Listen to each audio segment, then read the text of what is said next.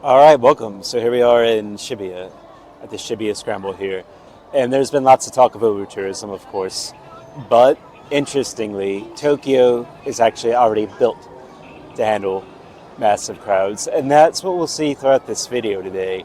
How the very infrastructure of Tokyo itself, how the wide walkways, the elevated walkways, the natural flow of pedestrians, how all that's used to alleviate the problem of over-tourism. And also we'll look at the changes that have come to Tokyo as a result of adaptation to increasing amounts of tourists every year.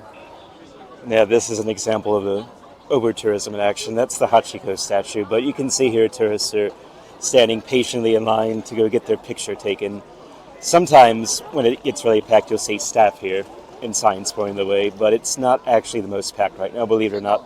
Everybody's waiting in line right here. Very orderly, very patiently here.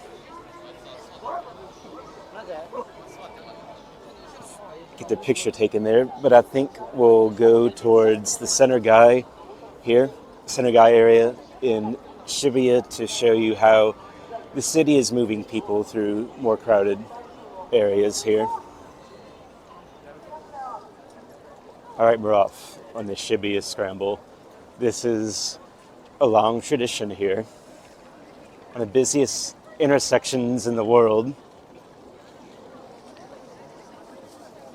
Lots of people crossing. It looks like chaos, but it's actually very orderly here. All right, so here we are at the center guy here in Shibuya. It can get quite crowded here, but there have been some changes taking place here. For one, big change is that you can no longer drink in the street here. Apparently, it gets a bit too crazy here at night, so they fine anybody they catch drinking in the street, so be mindful of that. Also, as far as crowd control here, they have arranged these areas in a way that encourages one-way flow of pedestrians, as you can see here. And also the corners have been widened a bit, and although it can be a bit crowded, the flow of pedestrians is still quite smooth. All right, we got a street level view of how Japan is managing these massive tourist crowds, but now we're going to get a more elevated look at how Japan is doing crowd control here in these tourist areas. All right, so here we are. We got an overhead view of the massive crowds here in Shibuya. And yeah, like over-tourism, yes, it is a problem in Tokyo, but as far as like the movement of the massive crowds, Tokyo is already designed in such a way to really handle it very efficiently here.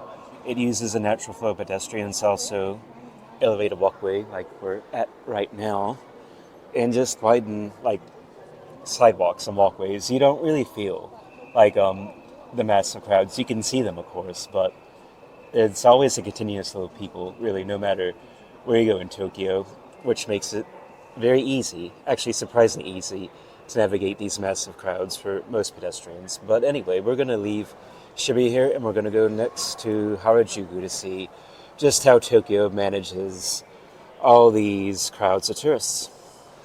All right, we're a bit away from the center of Shibuya. We're on Meiji Dori here, but the sidewalk is pretty big. You can see it's handling a massive tourist group right there quite easily. That is a very big tourist group, but Japan, Tokyo is just built to handle lots of tourists, although it can still be an issue because of the sheer volume. But you can hardly feel it most of the time as they're walking through these streets because Tokyo already built for pedestrians, just like much of the rest of Japan here on Meiji Dori. And oftentimes in Japan and Tokyo, you'll see walkways like this that go over the street, which is very pedestrian friendly. And that is one of the secrets to how Tokyo can still handle all these tourists here by just having lots of pedestrian friendly infrastructure, such as this elevated walkway right here over the street. And also here's another intersection, but crosswalks are very well timed actually. So much smaller than the Shibuya Scramble, but you'll see intersections like this that are very well organized and again very pedestrian friendly, which is the secret to how Japan can handle not just so many tourists, but so many people in general. So Tokyo has been doing this for quite a long time, in Japan as well, handling so many people, so much population density, but you can see that it's still easy to move through all these crowds, despite the sheer number of people here. Everything just flows together so smoothly there. All right, we're at Meiji Shrine here, and we have other examples of how Japan is handling over-tourism here. And you can see how the crowds are moving. There's still a lot of people here, but the way they move to the shrine, it's very organized here. The people, they move, it's literally two ways here, from and to the shrine here. So yeah, we move to the side, which is something you're supposed to do anyway, to respect the kami. But this is a great example of how Japan is dealing with over-tourism. The crowds are very organized here, as they tend to be in much of Japan and heavily visited places here. And also, this is another great example of how Japan deals with over-tourism.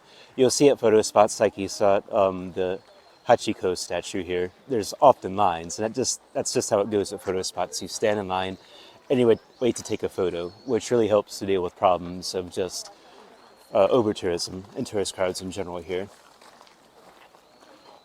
All right, we're at the center part of this shrine now. As you can see, there are many, many, many tourists here, just like me.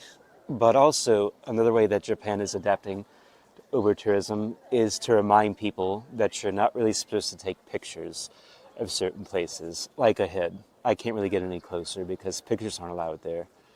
As you get close to the very center of the shrine itself, it's meant as a place for calmness, and they have signs often reminding people how to behave, and that's just one way how Japan is dealing with over-tourism, to remind people of the rules. There's even somebody in the distance right there. Let's see. Yeah, he's holding a sign. Yeah. So yeah, we sometimes have people to remind tourists how to behave, and that's just one example of how Japan is dealing with over-tourism here. All right, we're here on Takeshita Street, and you can see right there, this is one of the ways to deal with over-tourism, these huge crowds, to keep left crowded, and it's often crowded here. This is one of the hot spots, definitely, for tourism in Tokyo, or over-tourism, if you want to call it that, but certainly there are lots of tourists here, and again, the way to deal with this is for Tokyo is to remind people to keep crowded, but also, like, Tokyo's infrastructure, again, is just built for lots of people. So the problem of over-tourism, it's certainly there, but if Tokyo weren't already so much built up for pedestrians, then it'd be even more of a problem. But it fortunately is. And you can see there's a two-way, like, it's again two ways. It's kind of, you won't see markings for it, but it's kind of understood that pedestrian streets are two-way streets. It's a tip for all of you tourists like myself here, just to keep to one side and let other people pass. That's how Tokyo deals with all these massive crowds here. The crowds are very organized here in general. All right, so here we are on Cat Street. This is just off the side of Takeshita Street, but Cat Street, it's a alternate place to come.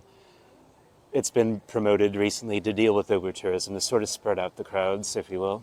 And there's lots of fashion shops here, like you can see that one. Lots of places to come shopping here for alternative fashion on Cat Street. All right, we're on Omotesando Street here, but the same rules still apply everywhere else we've been. You can see how wide the sidewalks are. Again, you got a lot of people, but everything just works here, even though there's a ton of tourists here. There's an elevated walkway there. But again, in general, Tokyo, very good for managing groups of people. They have long experience doing this, and over-tourism, again, it'd be more of a problem than it otherwise would be if they weren't. Alright everybody, that's going to do it for today, but as you can see throughout the video, it at least appears that Tokyo is adapting to the many tourists that come here each year. And just whenever you come here, don't be discouraged from coming here. Just be mindful of the rules and be considerate of other people, and everything should be fine. You should have a pleasant, enjoyable experience here, despite the many, many tourists who come here. But anyway, everybody, I'm going to go, so thanks for watching, and if you like these videos, please don't forget to subscribe to my channel. See everybody for the next time.